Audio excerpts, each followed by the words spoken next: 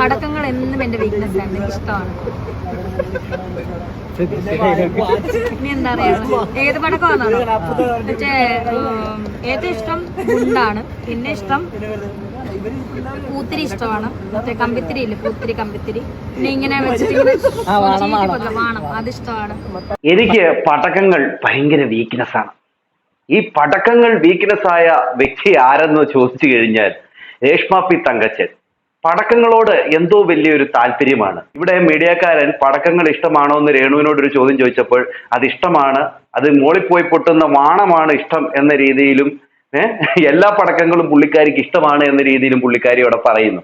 എന്നാൽ അവിടെ ഈ മീഡിയക്കാരന് എന്താ ഉദ്ദേശിച്ചെന്നുള്ളത് അരിയാഹാരം തിന്നുന്ന എല്ലാവർക്കും മനസ്സിലാവുന്നുണ്ട്. ഇത് രേണുവിനും മനസ്സിലാകുന്നുണ്ട്. അത് ആ ഒരു ശരീര എന്താ പറയുക, ആ ഘടനയിൽ നമുക്കും തന്നെ അത് മനസ്സിലാകാനായിട്ട് സാധിക്കും. ഇവിടെ പടക്കം എന്നുള്ളൊരു വാക്ക് എന്തുകൊണ്ടാണ് ആ മീഡിയക്കാരൻ്റെ അടുത്ത് ഉപയോഗിച്ചത് എന്നുള്ള കാര്യം അരിയാഹാരം തിന്നുന്ന എല്ലാവർക്കും മനസ്സിലാവും. അത് രേണുവിന് മനസ്സിലായിട്ടുണ്ട്. അത് രേണു മനസ്സിലായതുകൊണ്ടാണ് എനിക്ക് എല്ലാ പടക്കങ്ങളും ഇഷ്ടമാണ് എന്നുള്ള ഒരു കാര്യം പുള്ളിക്കാരി പറയുകയും ചെയ്യുന്നത്. അതായത് ഇഷ്ടമാണ് എല്ലാം. ഇവിടെ പുള്ളിക്കാരി പറഞ്ഞ കാര്യം ഒന്നുകൂടെ ഒന്ന് കേട്ടു നോക്കി.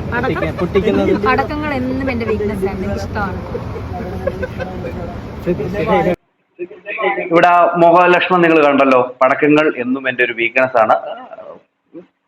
ഇന്നത്തെ ഒരു ലക്ഷണം വെച്ച് നോക്കുമ്പോൾ തന്നെ മനസ്സിലായല്ലോ നിങ്ങൾക്ക്. പുള്ളിക്കാരിക്ക് കാര്യം മനസ്സിലായി.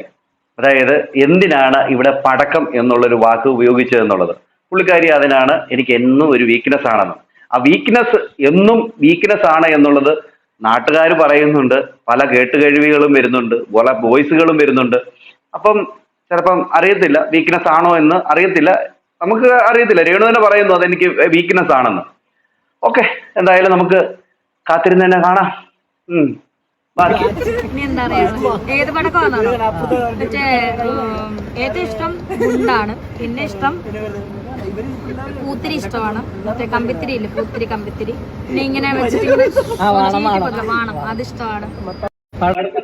അതെ, പൂത്തിരി ഇങ്ങനെ ഇങ്ങനെ കത്തിച്ചിട്ട് ഇങ്ങനെ കളന്നു പോത്തില്ലേ, അത് ഇഷ്ടമാണ്. പിന്നെ ഗുണ്ട് ഇഷ്ടമാണ്. പിന്നെ ഏറ്റവും കൂടുതൽ ഇഷ്ടം എന്ന് വെച്ച് കഴിഞ്ഞാൽ മറ്റേ വാണമാണ്. വാണം ഭയങ്കര ഇഷ്ടമാണെന്നാണ് പുള്ളിക്കാരി പറയുന്നത്. അങ്ങനെ പടക്കങ്ങളിൽ ഇഷ്ടപ്പെട്ട ഒരു സാധനം എന്ന് പറഞ്ഞു കഴിഞ്ഞാൽ വാണമാണ്. പിന്നെ ഗുണ്ട്, അതിൻ്റെ ആ എഫക്റ്റീവ് ആയിരിക്കും പുള്ളിക്കാരിക്ക് അത്ര കൂടുതലായിട്ട് ഇഷ്ടമെന്ന് തോന്നുന്നു. എന്തായാലും പടക്കങ്ങൾ ഇഷ്ടമാണെന്നാണ് പുള്ളിക്കാരി പറയുന്നത്. ഓക്കെ, അത് കഴിഞ്ഞതിന് ശേഷം പുള്ളിക്കാരിയുടെ സൗന്ദര്യത്തെ കുറിച്ച് പറയുന്നുണ്ട്. എന്റെ പൊന്നട മീഡിയക്കാർ ചോദിക്കുന്ന ചോദ്യത്തിന്റെ ആ ഒരു പുള്ളിക്കാരിക്ക് സൗന്ദര്യം കൂടിക്കൂടി വരികയാണ്. അത് കേട്ടോ, ഓരോ ദിവസം കഴിയുന്ന സൗന്ദര്യം കൂടുന്നതിന്റെ പിന്നിലെ രഹസ്യം ഉണ്ട്. സൗന്ദര്യം കൂടി വരുന്നുണ്ട്. അത് ചേട്ടന് മാത്രമല്ല എല്ലാവർക്കും തോന്നുന്നുണ്ട്. ഈ ഗ്ലൂട്ടാത്തോൺ, പിന്നെ പല പല ഇഞ്ചക്ഷനുകൾ എങ്ങനെയൊക്കെ അടിച്ചു കയറ്റിയിട്ടായാലും വെളുക്കുന്നുണ്ട്. മറ്റ് സ്ഥലങ്ങളിലൊന്നും എന്താ പറയുക, വേറെ രീതിയിലൊന്നും ഇല്ലെങ്കിലും നല്ല രീതിയിൽ വെളുക്കുന്നുണ്ട്. ഇങ്ങനത്തെ രൂപമല്ലായിരുന്നു മുമ്പ്.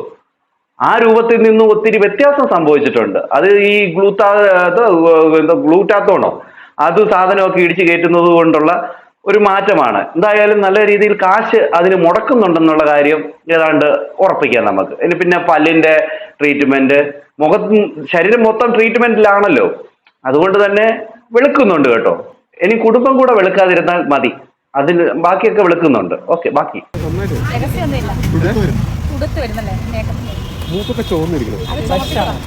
എന്തായാലും പുള്ളിക്കാരിക്ക് അവിടെ സൗന്ദര്യം കൂടി വരികയാണ്. അങ്ങനെ കൂടി വലിയ സെലിബ്രിറ്റി ആകുകയാണ്. ആ സെലിബ്രിറ്റി ആകുന്നതോടുകൂടി തന്നെ എന്താണ്, വെയിലത്ത് പോലും നിൽക്കാൻ പറ്റത്തില്ല പുള്ളിക്കാരിക്ക്. എന്താ ചൂടൊക്കെ ഇപ്പൊ അലർജിയാണ്.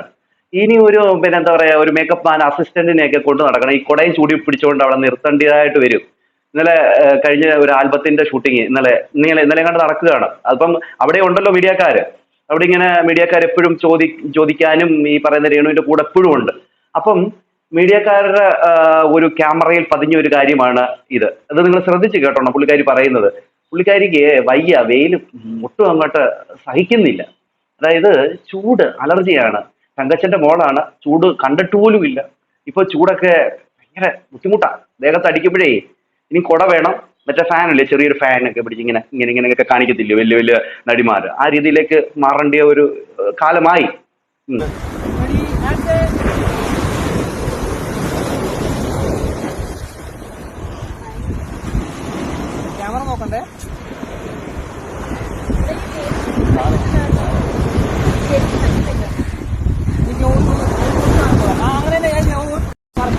വെയിൽ വെയിൽ വെയിൽ വെയിൽ പറ്റുന്നില്ലേ, വെയിൽ പറ്റുന്നില്ല. അല്പൻ ഐശ്വര്യം കിട്ടിയാൽ അർദ്ധരാത്രിയിലും കുട പിടിക്കും. അതെത്ര സത്യമാണ്. ഇനി എന്തൊക്കെ നിങ്ങൾ കാണാൻ കിടക്കുന്നു എൻ്റെ പൊന്നു പ്രേക്ഷകരെ, എന്തൊക്കെ നിങ്ങൾ കാണാൻ കിടക്കുന്നു. ഓയ്യോയ്യോ, സമ്മതിക്കണം. ഇനി നിങ്ങൾ ഇത് നോക്കിക്കേ, പുള്ളിക്കാരിക്ക് ഉറക്കമില്ല രാത്രിയിലും. എന്താ പറയുക, ഉറക്കമില്ലാത്ത രാത്രികളാണെന്ന് തോന്നുന്നു. എന്തായാലും ഇത് നിങ്ങളൊന്ന് കണ്ടു നോക്കിയേ. പുള്ളിക്കാരി ഷൂട്ടിങ്ങിന്റെ ഇടയ്ക്കിലും ഈ വാ തുറക്കല കണ്ട. പുള്ളിക്കാരിക്ക് ഉറക്കം വരികയാണ്, അവിടെ നിന്ന് ഉറങ്ങുകയാണ്. കണ്ട, അവിടെ നിന്ന് ഉറങ്ങുകയാണ്. അപ്പൊ ഈ രാത്രിയിൽ നമുക്ക് ജോലി ഉണ്ടെങ്കിലാണ് നമുക്ക് പകല് എന്താ പറയുന്നത് ഇങ്ങനെ ഉറക്കം വരുന്നത്. അപ്പോൾ പുള്ളിക്കാരിക്ക് രാത്രിയിലും ചിലപ്പോൾ ഷൂട്ടിങ് കാണുമായിരിക്കും, അതുകൊണ്ടായിരിക്കും ഇങ്ങനെ ഉറക്കം വരുന്നത്. എന്തായാലും ഉറക്കം പുള്ളിക്കാരിയെ നന്നായിട്ട് ബാധിക്കുന്നുണ്ട് കേട്ടോ. ഓക്കെ, അത് കഴിഞ്ഞതിന് ശേഷം ഈ പുള്ളിക്കാരി പറയുന്ന വേറൊരു കാര്യമുണ്ട്. ആദ്യം നിങ്ങൾ പടക്കത്തിന്റെ കാര്യം നിങ്ങൾ കേട്ടല്ലോ, അതുപോലെ തന്നെ പുള്ളിക്കാരി വേറൊരു കാര്യം പറയുന്നുണ്ട്, നീലരുടെ കാര്യം. അതൊന്നും നിങ്ങൾ കേട്ടു നോക്കിയേ. എല്ലാം പുള്ളിക്കാരി സംസാരിക്കുന്നത് ഈ ഒരു വിഷയത്തെ കുറിച്ച് തന്നെയാണ്. അതായത് നിങ്ങൾ കേട്ടു നോക്കുക, നിങ്ങൾക്ക് മനസ്സിലാവും. ഞങ്ങൾക്ക് നീലലൈസ് മസാല കൂടുതലായില്ല, കഴിച്ചിട്ടില്ലേ? നീലക്കാണ് മസാല കൂടുതൽ, നീലലൈസിന് കഴിച്ചിട്ടില്ലേ നിങ്ങൾ? ശരി, മസാലയാണ് കൂടുതൽ കേൾക്കുന്നത്. ഞാൻ മസാല കൂടുതലുള്ള കഴിക്കത്തില്ല. നീല ലേസിനാണ് മസാല കൂടുതൽ, നീലയ്ക്കാണ് എപ്പോഴും മസാല. അതുകൊണ്ട് തന്നെ നീലയോടാണ് പുള്ളിക്കാരിക്ക് താല്പര്യം എന്നാ പറയുന്നത്. കൊള്ളാം. എന്തായാലും മസാല കൂടുതൽ റെഡിനല്ലേ? മസാല കൂടുതലുള്ളത് റെഡിനാണെന്ന് ചോദിക്കുമ്പോൾ അല്ല, നീലയ്ക്കാണ് മസാല കൂടുതൽ. ദ്വയാർത്ഥത്തിലാണ് പുള്ളിക്കാരി സംസാരിക്കുന്നത്. ഇതിനെയൊക്കെയാണ് പൊക്കി പിടിച്ചുകൊണ്ട് ചിലതൊക്കെ നടക്കുന്നത്. ഇവർ സോഷ്യൽ മീഡിയയിൽ എന്ത് മെസ്സേജാണ് കൊടുക്കുന്നത്? ഇങ്ങനെയുള്ള ദ്വയാർത്ഥങ്ങളാണ് കൊടുത്തുകൊണ്ടിരിക്കുന്നത്. അതായത് നീലയ്ക്ക് മസാല കൂടുതലാണ്. ഓക്കെ, മസാല കൂടുതൽ നീലയ്ക്കാണ്, നീലയ്ക്ക് വേണ്ടിയാണ് ഇവർ വഴക്ക് കൂടുന്നതെന്നൊക്കെയാണ് പറയുന്നത്. എന്തായാലും നീലയ്ക്കും മസാല കൂടുതലാണ്, അതോടൊപ്പം തന്നെ രേണുവിനും മസാല കൂടുതലാണെന്നാണ് മസാല രേണു പറഞ്ഞുകൊണ്ടിരിക്കുന്നത്. എന്തായാലും അത് കഴിഞ്ഞിട്ട് രേണുവിനോട് ചോദിക്കുന്ന ഒരു കാര്യമുണ്ട് ഈ മീഡിയക്കാരൻ. രേണു ഹോട്ടാണ്, അതോടൊപ്പം തന്നെ റെഡ് ചില്ലിയെ പോലെ കാണുന്നു, സ്പൈസി ആണെന്നൊക്കെ. അതിനൊക്കെ പുള്ളിക്കാരി നിന്ന് കൊടുക്കുകയാണ്. അത് കേട്ടോ. രേണു കാണാൻ ചില്ലി പോലെ ഉണ്ട്, മുളക് പോലെ ഉണ്ട്, ഹോട്ടാണ്.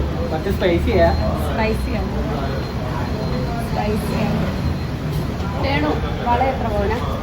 ഒരു പവനും അല്ല ചേച്ചി, ഇത് ഗോൾഡ് അല്ല, ഗോൾഡിനേക്കാൾ വില കൂടിയതാണ്. കേട്ടല്ലോ.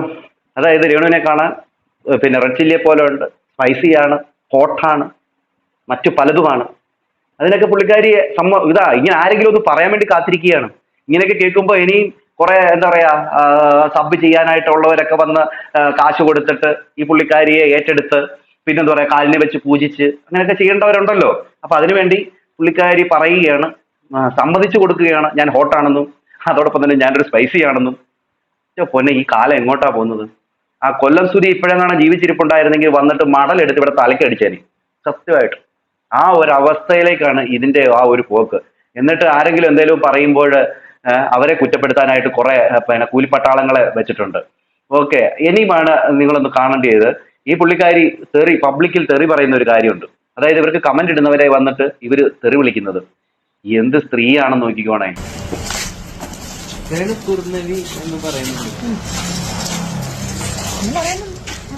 അറിയരുതോ? അങ്ങനെ പറഞ്ഞാൽ എനിക്ക് രാവിലെ ഞാൻ പറയല്ലോ എന്നുള്ള ഒറ്റ ഉള്ളൂ, അതുകൊണ്ട് സംസാരിച്ചിട്ട് എനിക്ക് നല്ല അത്ര കിട്ടിയരുതോ? കേട്ടല്ലോ. പബ്ലിക്കിൽ വന്നിട്ട് തെറി വിളിക്കുകയാണ്. കുറുനരി അവരെ ഇരട്ടപ്പേരാരോ വിളിച്ചെന്ന് പറഞ്ഞുകൊണ്ട് അവരെ വിളിക്കുകയാണ്. അതൊന്നും അങ്ങനെ വിളിച്ചാൽ എനിക്ക് കൂട്ടി ഇതൊന്നുമല്ല, ഇവര് പലവട്ടം ഇങ്ങനെ പറഞ്ഞുകൊണ്ടിരിക്കുകയാണ്. എന്നാൽ ഇവര് കഴിഞ്ഞ ദിവസം വന്ന വോയിസ്, അതിനൊരു റിപ്ലൈ ഇതുവരെയായിട്ടും തന്നിട്ടില്ല. ഷഫീര മേഡത്തിന്റെ ചാനലിൽ വന്നില്ലേ ഒരു വോയിസ്, അതിന് റിപ്ലൈ ഇതുവരെയായിട്ടും തന്നിട്ടില്ല. അതോടൊപ്പം തന്നെ ഹനാന്റെ വിഷയവുമായി ബന്ധപ്പെട്ട് തന്നിട്ടില്ല. അതൊക്കെ എന്താണ് തരാത്തത്? ഇവർക്ക് എതിരെ വന്ന ഒരു വലിയൊരു അലിഗേഷനാണ് ഇതൊക്കെ. അപ്പൊ അതിനൊക്കെ മറുപടി ഇവർ കൊടുക്കണം. അത് തരാത്തത് എന്താണെന്ന് പ്രേക്ഷകർ ചോദിച്ചാൽ അവരെ കുറ്റം പറഞ്ഞിട്ട് കാര്യമില്ല. എന്തായാലും ഇവര് ഒരു വീഡിയോയിൽ, അതായത് ഇവരുടെ ചാനലിട്ടൊരു വീഡിയോക്കകത്ത് കൊല്ലം സുധിയുടെ ഉടുപ്പെടുത്ത് മണപ്പിക്കുന്നുണ്ട്. ഇത് കണ്ടപ്പോൾ എനിക്ക് ഇവരോട് പുച്ഛമാണ് തോന്നിയത്, പുച്ഛം. അത് ഞാൻ പറഞ്ഞുതരാം. അത് അറിയണമെങ്കിൽ അടുത്തൊരു വീഡിയോയുടെ ഞാൻ കാണിക്കുമ്പോൾ നിങ്ങൾക്ക് മനസ്സിലാവും. എന്തായാലും അവർ പിന്നെ ഉടുപ്പെടുത്ത് മണപ്പിക്കുന്നത് നിങ്ങളൊന്ന് കണ്ടുപോയിക്കേ.